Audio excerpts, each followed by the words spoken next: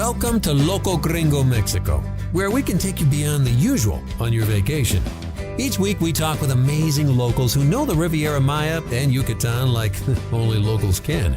Get real tips to real places, insights on the local scene, culture, and cuisine from a local's perspective. So pour yourself a margarita, mezcal, or tequila, grab yourself a comfy chair, and let's get the show going. Buenos dias, everybody. Welcome to Loco Gringo Mexico. Thanks for tuning in today. My name is Kay Walton. I'm your host. Glad you could join us. Well, we're going to be speaking to a dynamic and funny woman. Her name is Marieke Brown, and she is quite a dynamo. Marieke came here to do a little scuba diving. She never left. She's been on television since then. Let's see, she's a mom. She's going to be sharing her most favorite things to do here, which she would highly recommend if you're coming down. I think you're going to find that she talks about, a little bit of everything. So I'm sure that there's going to be some of her favorites that are going to resonate with you.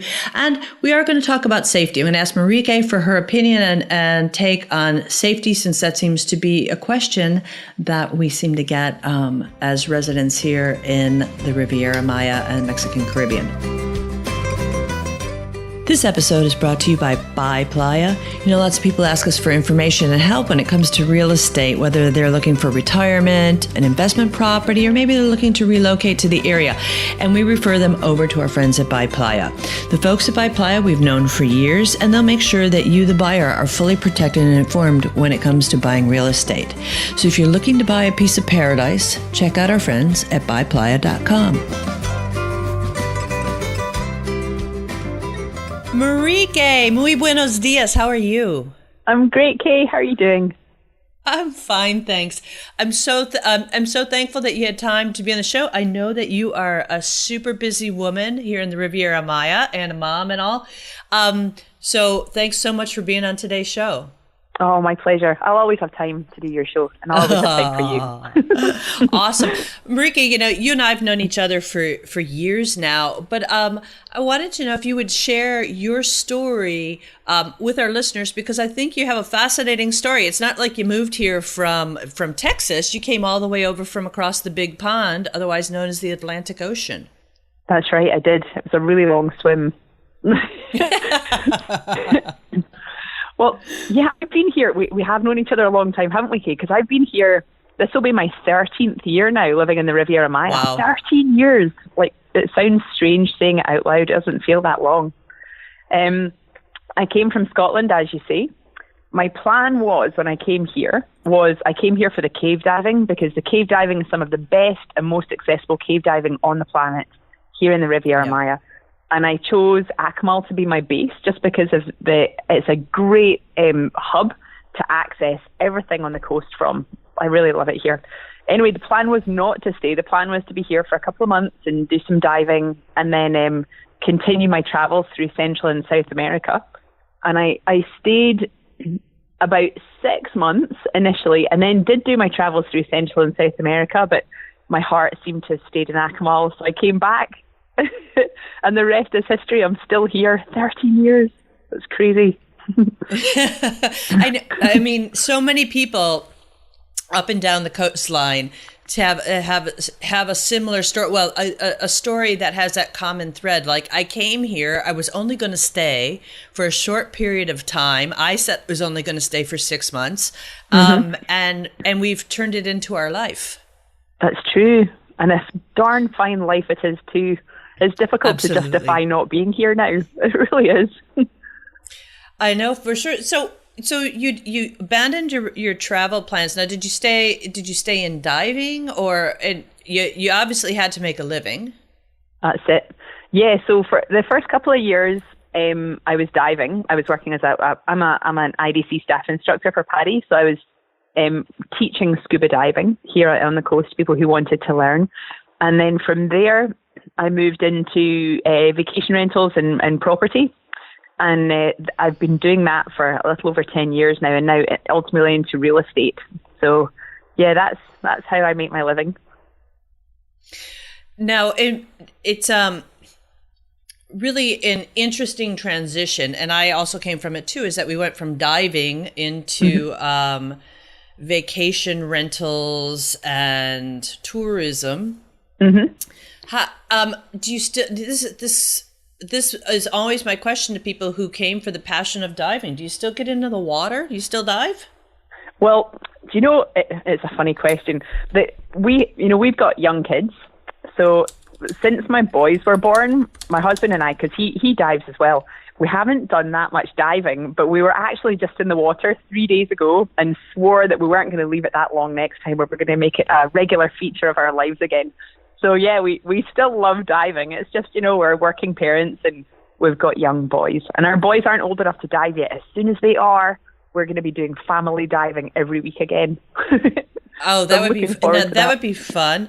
Yeah. And did you ever think, 13 years ago, could imagine that you would raise a family here? Is that wild? I had no idea of that. I always thought I'd go back. I always thought, well, this is just, this is a bit of fun, and this isn't real life, is it? This is living the dream, but this isn't real life. I'll have to go back and get a proper job and things like that. And I never did. There was times when I thought I need to do that, investigated the options, and I even went as far as having job interviews for some really attractive positions, but in the end, no, I just stayed here. And as the coast grows here, it's becoming a really easy and comfortable place to live. Opportunities are great here. I love it. I love it here. It's difficult, as I said before, to justify going back now, just because everything that we want is here. The only thing I miss is my family, because they're still across the pond. But if they moved here, then my life would be complete. Everything else I need is here. Now, I think a lot of people, we always talk about a lot of the positive things, and we all love living here and everything. Do you have any things that stick in your mind over the years that you found that were challenges coming to live here in Mexico that you didn't anticipate, or that you really felt that were some hurdles that you had to overcome? Well, first of all, when I came here, I didn't speak any Spanish. So that was a challenge. So I had to learn to speak Spanish. And I'm quite a talker. I like to talk, as you know.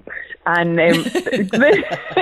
and the process of learning Spanish for me, it'd be probably easier for other people, but the way when you're learning Spanish, your comprehension comes along a lot faster than you being able to speak. So what happens is you can understand a conversation, but by the time when you want to say something and contribute to the conversation, by the time that you've thought of what you want to say, translate it into Spanish and say it, the conversation's already moved on. So I went through a period of time where I was sitting quietly listening to conversations, which is not my style at all. And that was a bit of a chat. But it's part of the process. Very quickly I moved through that process and was able to converse, and it's all good now. And you don't have to have perfect fluent Spanish. A little really does go a long way. So yeah, learning Spanish was probably my thing, but it wasn't. In the end, it wasn't such as difficult as I thought it would be, and it was a lot easier to communicate with people than I thought it would be as well. People are really patient and kind with you when you're trying to get by with your Spanglish here. So that was good. The other thing as well, as I mentioned, we've got 2 young boys, and our oldest son is 7 years old. And so when my husband and I were planning to have a family, one of the things that we were thinking about was schools. Where do you send your children to school? And this is a very young coast. And 10 years ago, there were good schools here, but not the same as there are now. So we always thought, well, we'll be here for his younger years, and then maybe we'll go back for school. But as my kids have grown, the coast has grown, and the number of excellent schools here has grown at the same time. So, in the end, we didn't have to go anywhere. We can stay here because the education system's fantastic, and the schools are affordable, and they're international schools, bilingual. So they do half the day in English, half the day in Spanish, and some of them are teaching Mandarin as a compulsory third language. Wow! So I feel that for my children, the educational opportunities here are fantastic. I think I'd struggle to find that somewhere else.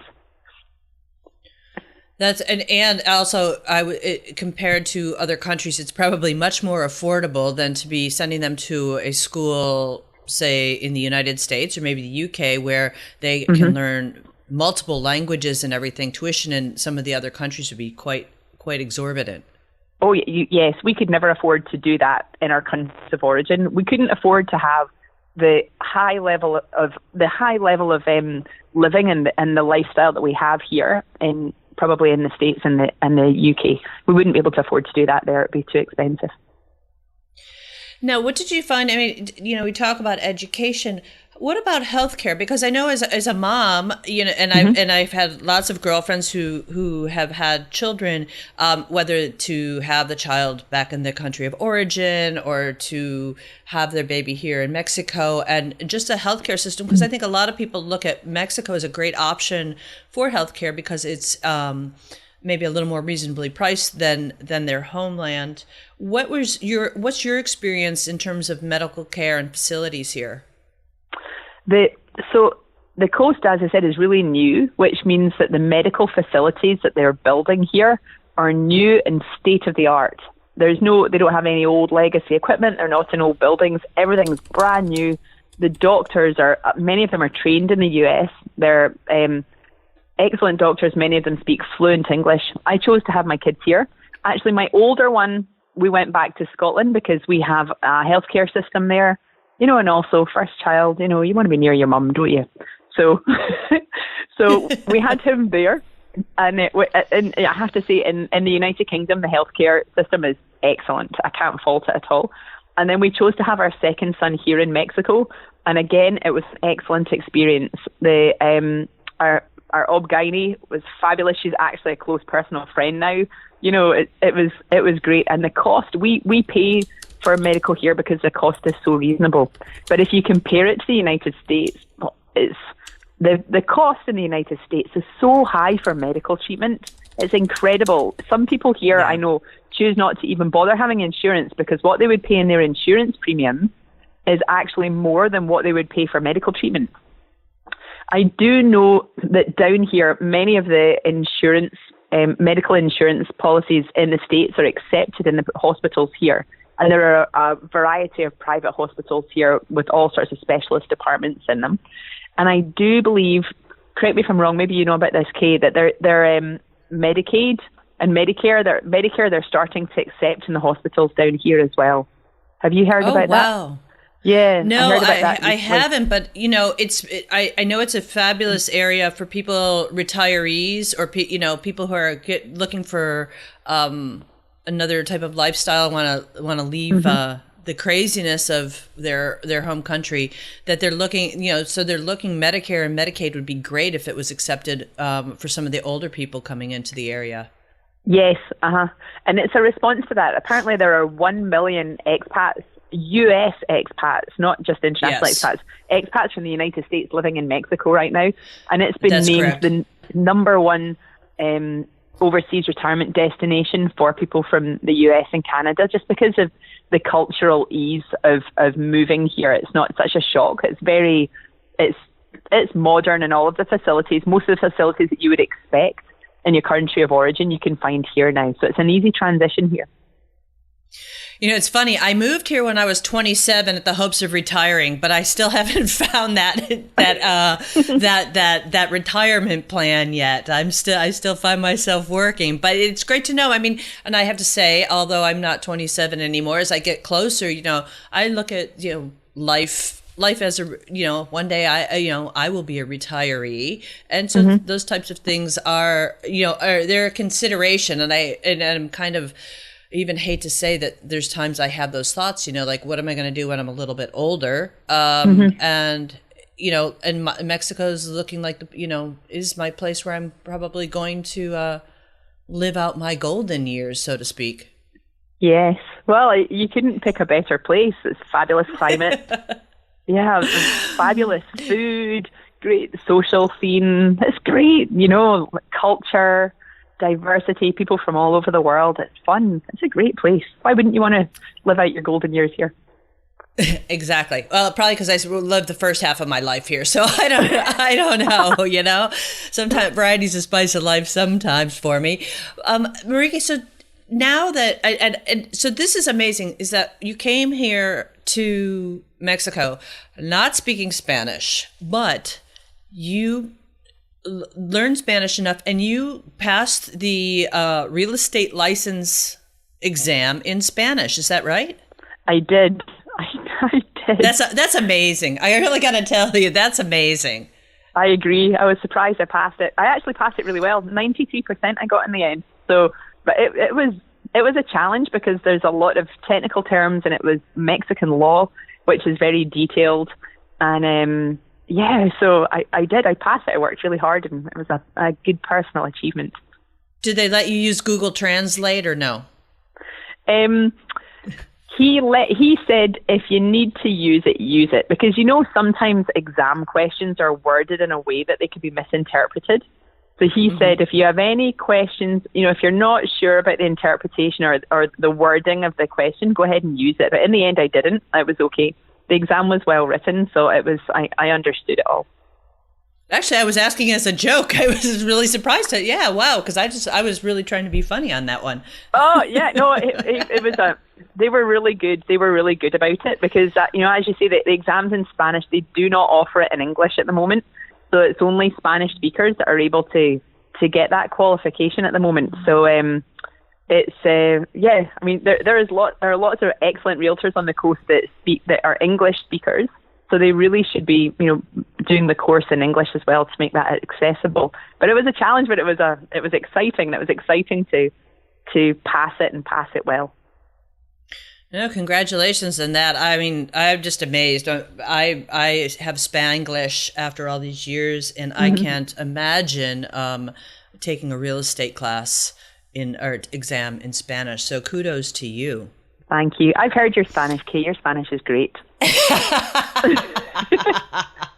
Yeah, well, we can ask our national friends, our Mexican friends, and I think they may comment otherwise. My parents think I'm fluent. They're easily impressed.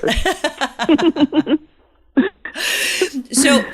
What's really funny is I want to understand is how have you managed? Now, for those of you who Marike's got this passion for diving. She's been in tourism and vacation rentals and now real estate. And I have not seen it, but I know that you're a TV celebrity now too, right? Oh, yes, I guess so. So tell us a little bit about how that came about and about the show, because I haven't seen it, so I don't know a lot about it, except that you were fabulous, and now and everybody wants your autograph. Oh, thank you. Well, HGTV come down here periodically to film the real estate shows. For example, am I allowed to name drop? Sure. On the podcast?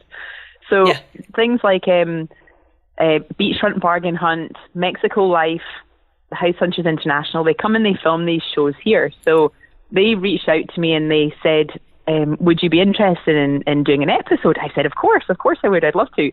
I've never done any TV. So I warned them, very novice, and they said that's okay because these shows genuinely, they're not with actors. It's a genuine realtor, and the people who are buying the property are genuine buyers. They really are purchasing a property here in the Riviera Maya.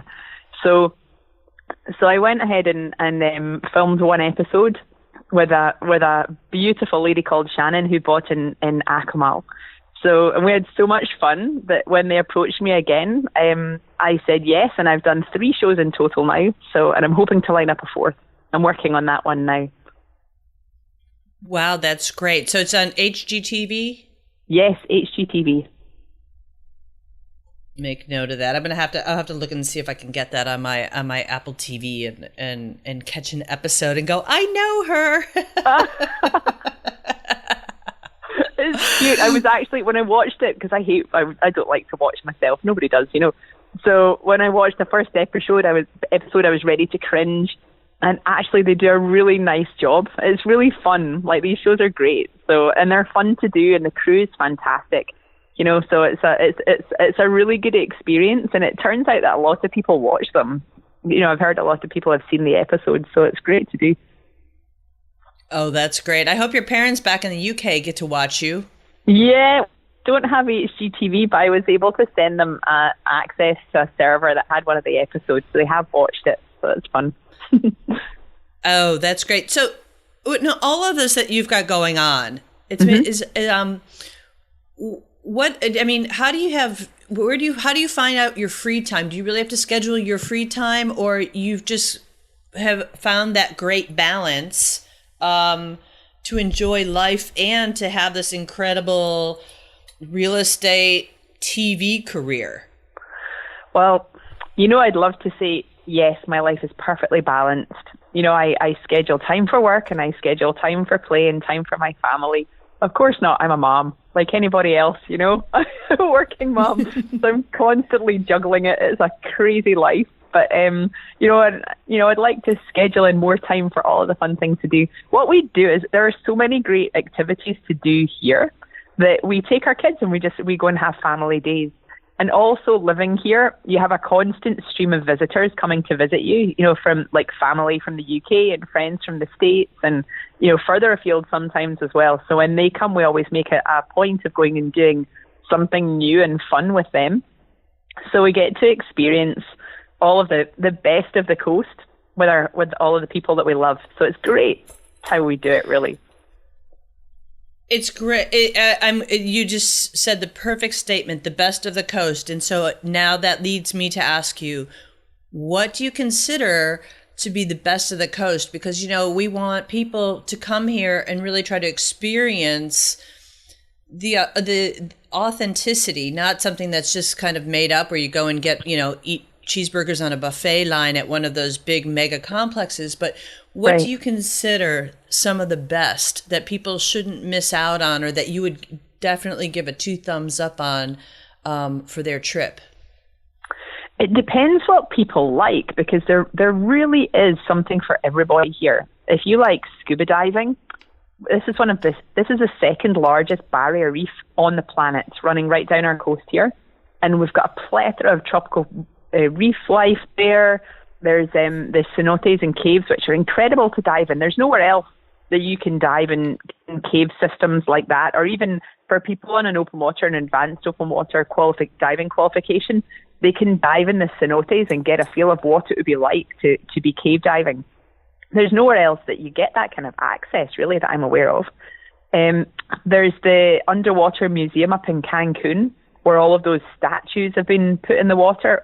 They're becoming artificial reefs now. So there's so many fish and so much coral growing on them. That's absolutely incredible to watch. Then there's the whale shark migration. Gosh, I could go on and on. So that's just what you like to do in the water. Then there's all of the Mayan ruins and the cultural experiences that you can have. You can hang out with genuine Mayan communities, and they can show you their way of life, farming, their way of cooking, making tortillas. There are nature reserves with animals that you'll have never seen before, which are incredible. The UNESCO protected Sian Biosphere, we went down there last month It's again. Beautiful. Oh gosh, we did the Canal trip, which I'd been meaning to do for a while. Oh, blew my mind. And at one point, it's absolutely pristine, the clearest water you've ever seen, and everything is so vividly green. And there's all the migratory birds, and the guides are incredible. We went with a guy called Hugo Estrada, who's an excellent guide, very, very knowledgeable. He was fantastic with the kids as well. And he knows every single bird and animal that you could possibly think of there, and he'd just be pointing them out. And then we went out into the lagoon and we watched manatees feeding in the wild. And just amazing. Was this your first time out there?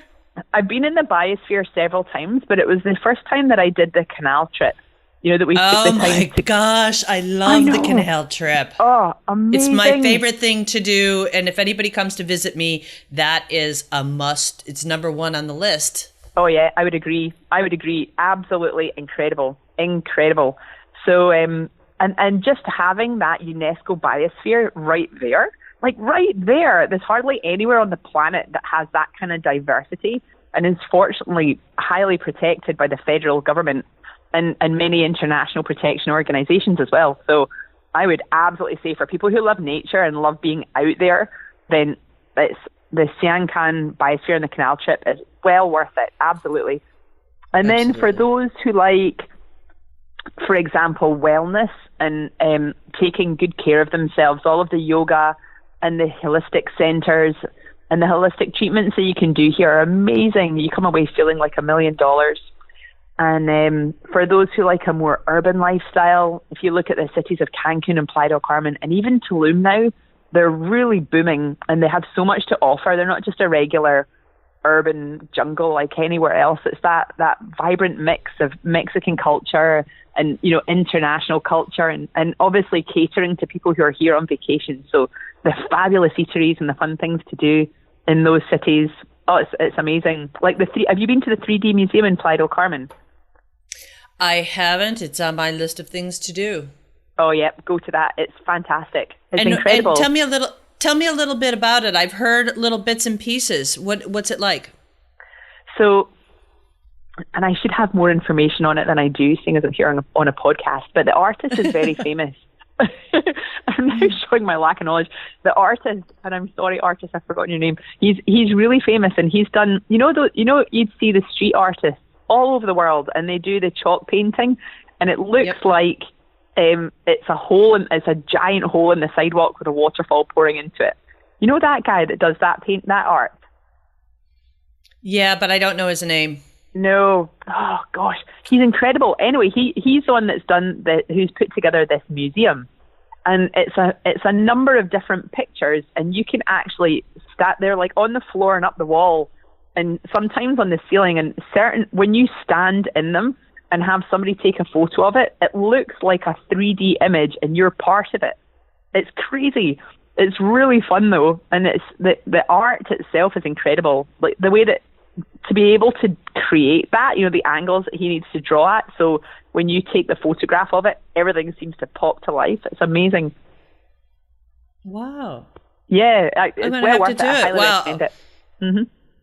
I'll find some information and put a link on today's show notes so people can find more information out about that. But that sounds really cool. Yeah, it's really cool, and it's right in downtown Playa del Carmen. And it only takes an hour or two to get round it. So, you know, if you're there for the day, wondering what to do, it's a fabulous thing. Oh, it's a great rainy day activity too. Oh, totally. Yep. Then there's all the adventure activities here. You know, there's all the adventure parks. There's the kite surfing. There's, you know, all of that kind of thing. My husband and I on date night, sometimes we like to go to Xplor. But at night time, you know, when they've got all the, like, they call it Xplor Fuego or Xplor Fire, and they've got all of these big fire stacks everywhere, and you're ziplining through the dark and, you know, through, like, burning circles of fire. It sounds dangerous, but it's not. Obviously, they're very, very, very safety conscious there.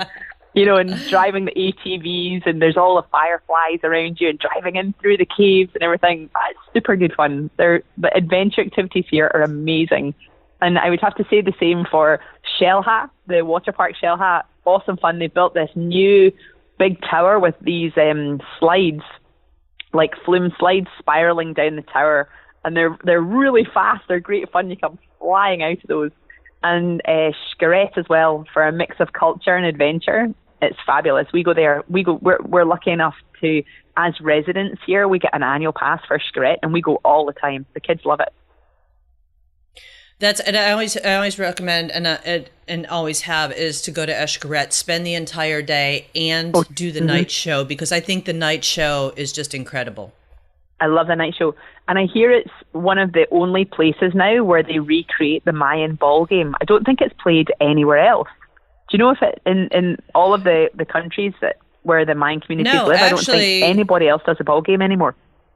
No, I don't think so either. It's funny that you mentioned that, but yeah, Xcaret would be the only place where I would be able to, you know, tell people that you know about the ball game. And it's incredible to watch. So they're not allowed to touch it with their hands or feet. They have to hit a really heavy rubber ball with like where their joints, like their knees and their elbows. It's really complicated to do. So it's amazing to watch these guys play the game. I have to ask, in all of it, if And I know that some of our listeners are going to think it's really touristy, but I really love the Cirque du Soleil show. Have you been to Cirque du Soleil? Yes, it's one of 5 permanent Cirque du Soleils in the world, isn't it? There's hardly any. There's very few permanent dedicated theatres to Cirque du Soleil in the world, and we're lucky enough to have one of them. I when I heard Cirque du Soleil was going to open on the coast, and I have those romantic memories of the old days when it was the Wild Wild West here. But when I heard that they were going to open here, I kind of was like, I scoffed. I'm like, great, Cirque is going to be here, and I have been to Cirque now 3 times. And have gone for the dinner show. And, as I tell people as I talk to people and say, they go, oh, well, I've seen Cirque and I saw Cirque du Soleil in Vegas, and it was more expensive for the matinee in Vegas than in the Riviera Maya. I didn't like the show in Vegas, and this show I think is fantastic. If you go for the dinner show, and I'm sure you guys have done family or at least date night there, the food I think is incredible. I definitely have encouraged people that go to Cirque because it's a great night of magical entertainment. I would absolutely agree with that. Just the theatre itself is just a work of art. It's absolutely beautiful, and all of the decorations and the hostesses come out and they're covered from head to toe in flowers, and the waiters have got flowers all woven through their beards. And I agree with you on the food. The food is out of this world. Probably one of the best meals I've had in the Riviera Maya or anywhere. Amazing, amazing dinner. I would highly recommend the dinner show too. And I won't give away everything, but I will tell people is that you can eat the menu. Yes, you can. That's true. That's true. I will give one tip to people if they're looking to go to Cirque du Soleil is that they have different levels of pricing, just tickets or tickets and dinner, the show and dinner. And I will tell people is that, spend the money for dinner with the champagne, because I've gone where I haven't had dinner, and I'll go early so I can sit at the bar and have a cocktail or two. Well, you're paying the cocktails are not inexpensive at the bar, and you may as well just pay to have dinner and champagne than to go and just get a ticket for the show and then drink at the bar. It's cheaper to just go for the full Monty and get dinner and champagne than to just go in for the show and get drinks outside. Does that make sense? Oh, no, I totally agree with that. Also, it's the whole thing. It's such an experience that they've created. Oh my God, yeah. Oh, and and if you don't do the dinner, you're sitting there watching the people who are having dinner going, I wish I'd done that. Look what they're eating. So it's, the dinner's amazing. Yeah, just if you're going to go and do it, just do the dinner show. I mean, it's, it depends, on everybody's budget. But as you say, I think it's really reasonable. It's a lot less expensive than it would be in the United States, and it's exceptional. You will not be disappointed. It's a great investment. Yeah. Absolutely. It is one of those, it's you walk out of the show and the whole evening and you just go, wow. I mean, it's pure magic, and you just can't believe that. I can't believe that this was, built and carved out of the jungle here in the Riviera Maya, but it really is a magical experience. Yeah, I agree. I love Cirque. Cirque's really good. What else you got on that list, Marieke? You know what? I gotta ask you this, and because I know that you've had these questions, because we've had them too in our office. And it's also been a big topic in the news lately. So let's call out the talk about it. Is that how do you feel about safety? You're a mom. You got your family. I know we've all work in tourism, and we tell people to come down. But I wanted to get your opinion on your thoughts and feelings about that.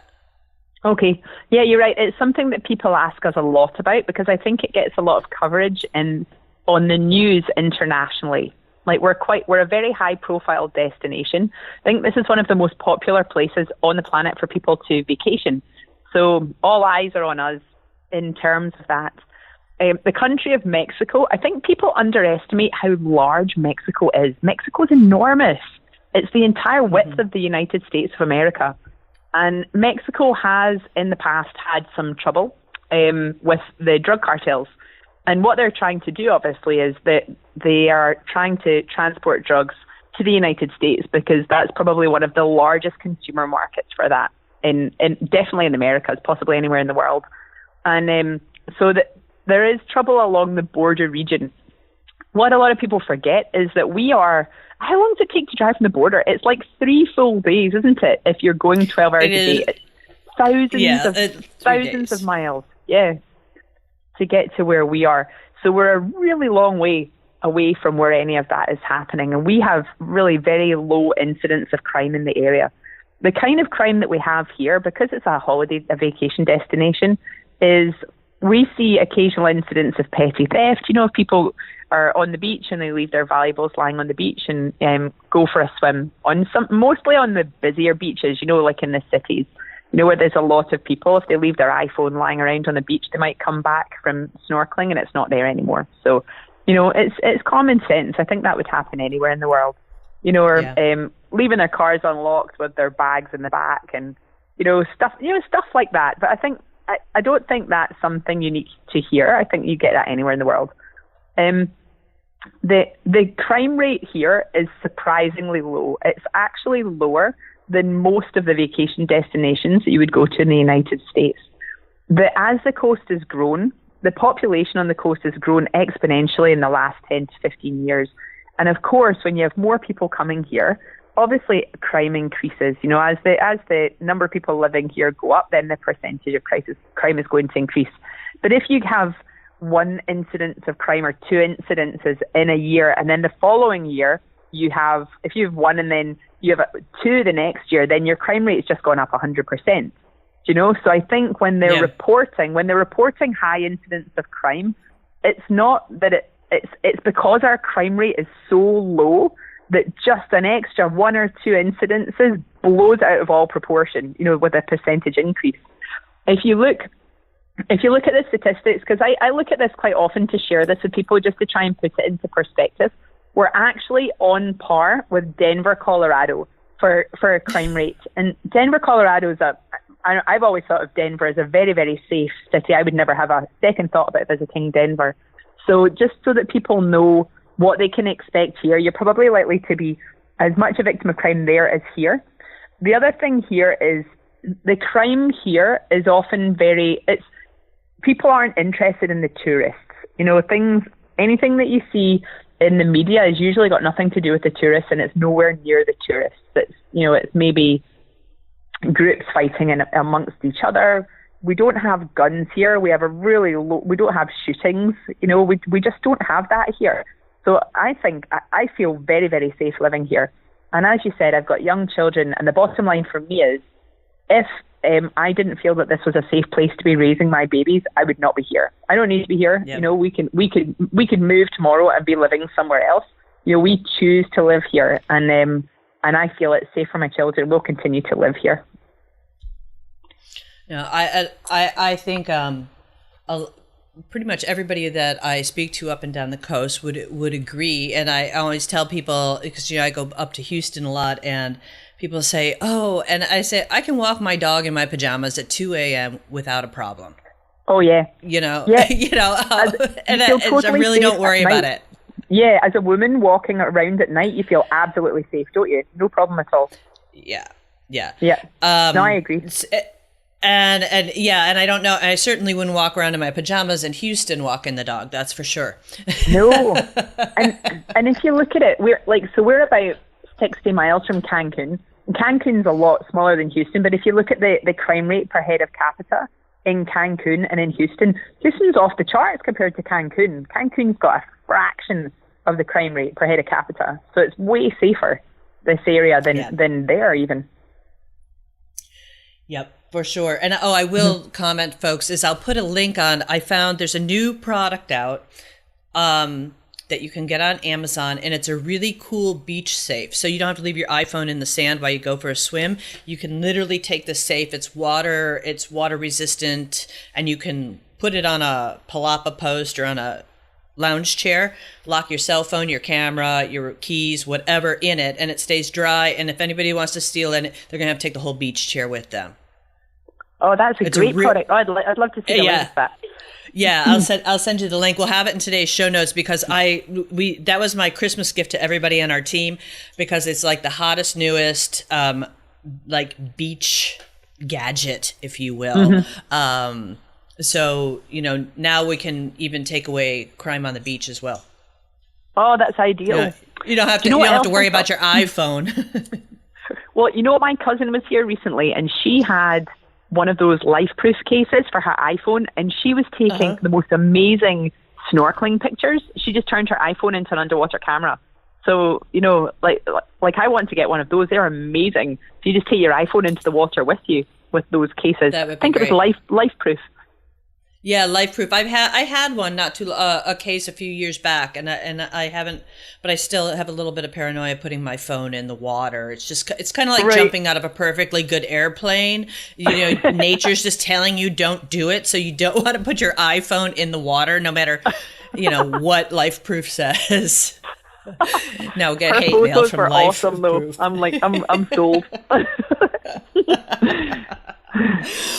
Oh, Marieke, this has been great. Now, I want to ask you, how can people get in touch with you if they have questions about, some of the best of the coast that you've shared with us, or information about moving or raising families and things? What's the best way people can reach out to you? You could send me an email. My email address is Marieke, so that's MARIEKE @byplaya.com. So BUYPLAYA.com. Marieke @byplaya.com. Excellent. And for all of our listeners, Marieke we're going to work together and have a little segment talking about real estate about once a month. And give some of the insights on, because there's so many people who ask us here at Loco Gringo about buying real estate and everything. And it's just easier for me to work with Marieke here and to get the information firsthand, because it's been a while since I have purchased real estate, and I certainly don't have a real estate license. So I'm not a knowledgeable party for that. So Marieke, I'm thrilled to have, to be able to do a little bit of a real estate show with you. And we'll have that going on once a month for all of our listeners that have questions about real estate. And I will say, if anybody has questions about real estate that you'd like us to address on a show, you can send your questions either to Marieke, or you can send them to me at askkay@locogringo.com, and we can take your questions and talk about them on a future show. Absolutely. We'd be happy to help with that. It's difficult here because there's not a lot of information available online to buyers like there is in the States and Canada. So being able to, you need to find somebody good that you trust to help you through the transactions here. But it's a smooth process. So as Kay said, we'll be happy to help with any questions you have at all on that. Wonderful. Hey, Marieke, this has been a lot of fun, and I look forward to our little series that we're going to do this year. Me too, Kay. Thanks so much for having me on.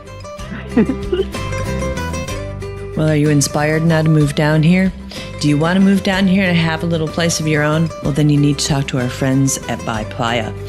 They have a friendly and knowledgeable international staff. They speak lots of languages, and they are known as being a buyer's agent. Well, what does that mean? That means they are only going to show you and sell you properties they know that have escrituras. An escritura is a title. And it's part of their due diligence to make sure the title is clear, there's no liens, and that the person who's selling the property is actually the owner. Playa works with lawyers that specialize in fideicomisos, which is a Mexican trust. You may have heard of it already before. And they can address things such as capital gains problems immediately and right up front, so that you have no surprises along the way to closing. So contact our friends at Playa at byplaya.com. Well, thanks for tuning in today, everybody. But before you take off, just a reminder, our today's show notes can be found at locogringo.com/podcast, where you'll find information on the places that Marieke has recommended, as well as her contact information, and also the television shows that she's been on. So you might be able to catch her on HGTV. As a reminder, Loco Gringo publishes fresh content weekly, like several times a week. So just go to our website, locogringo.com. You'll see the word blog, click on it, and there's lots of resources and insights, travel tips, information to help you have a fabulous trip here in the Riviera Maya and Yucatan. We really love this part of the world, and we think you should too, and we want to help you have a fabulous experience. Thanks for listening. If you like the show, be sure to subscribe. For links, show notes, and more information, head on over to locogringo.com or give us a call toll-free at 800-478-0081. Porque se tragó la luna, estaba enferma la rana. Su madre soba que soba, dedos de pluma la panza. Pensó ranita que luna era una toronja blanca. Y aunque la luna es de leche, la leche estaba cortada. Croa, croa, dedos de pluma.